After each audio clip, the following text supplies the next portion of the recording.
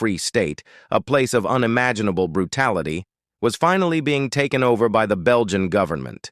The promise was reform, an end to the horrors, a new chapter for the Congolese people. But was it truly a new beginning, or just a more sophisticated, more organized form of the same old terror? Stick with me, because the truth is far more complex and chilling than you might imagine. The Belgian government inherited a land scarred and bleeding, but also incredibly rich. Beneath the soil lay a treasure trove: copper, diamonds, gold, tin, and of course, rubber. This wasn't just a colony, it was a corporate enterprise.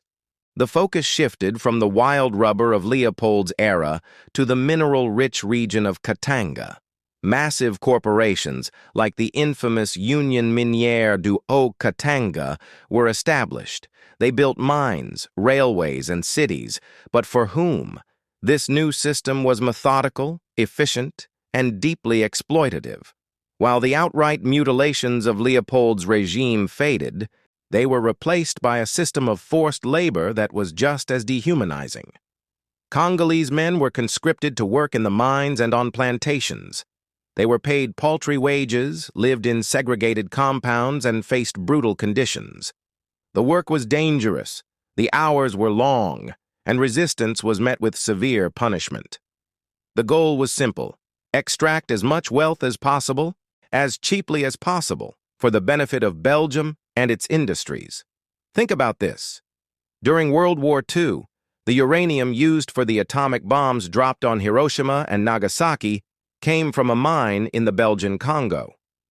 That's how crucial this colony was to the global stage. While the world fought for freedom, the people who mined that critical resource were living under a system of total subjugation. The wealth flowing out of the Congo was staggering, funding Belgium's reconstruction and prosperity, while the Congolese people saw almost none of it. But the exploitation wasn't just economic, it was deeply social and psychological.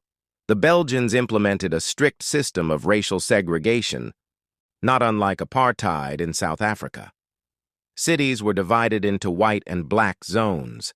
Africans needed passes to move around, were barred from entering European areas after a curfew, and were treated as second-class citizens in their own land.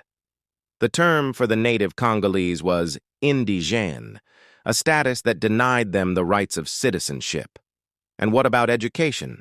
This is perhaps one of the most insidious parts of the Belgian strategy. The colonial administration, working closely with Catholic missions, provided a very basic level of education. Congolese children were taught to read and write just enough to be clerks, low-level administrators, or laborers. The goal was not to empower them, but to create a workforce that could serve the colonial machine. Higher education was almost completely non-existent for Africans. By the time of independence in 1960, there were fewer than 30 Congolese university graduates in the entire country. A country of millions, left without the educated elite needed to build a new nation.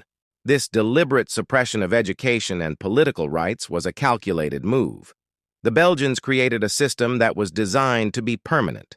They fostered ethnic divisions, a tactic of divide and rule, to prevent a unified opposition from forming. They created a small class of African évolués, evolved ones, who adopted European manners and were given some privileges, but were never truly accepted as equals. This created further divisions within Congolese society. As the winds of change blew across Africa in the 1950s, the call for independence grew louder in the Congo. Political movements, like Patrice Lumumba's Mouvement National Congolais, began to demand freedom.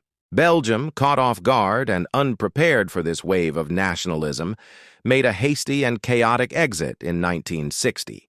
They left behind a nation with immense wealth but a broken social fabric, no experienced leaders, and deep-seated ethnic tensions that they themselves had stoked for decades. The chaos that followed independence, including the Katanga secession and the assassination of Lumumba, was a direct legacy of this colonial malpractice. So, was the Belgian Congo a model colony? Far from it. It was a meticulously designed system of economic extraction and racial domination. It was Leopold's brutal blueprint, refined and institutionalized. The infrastructure they built was not for the Congolese people, but to transport resources out of the country. The peace they maintained was the quiet of a people held in chains. The story of the Belgian Congo is a stark reminder that colonialism isn't just about flags on a map. It's about the systemic denial of rights, the theft of resources, and the creation of scars that last for generations. The challenges that the Democratic Republic of Congo faces today are deeply rooted in this half-century of Belgian rule. Understanding this history is crucial to understanding the world we live in now. What do you think? Was this a case of civilizing mission gone wrong, or was it a deliberate, cynical enterprise from the very beginning? Let me know your thoughts in the comments below. I read every single one. And if you found this deep dive into history valuable, please consider liking this video and subscribing to the channel for more stories that the textbooks often leave out. Thank you for watching.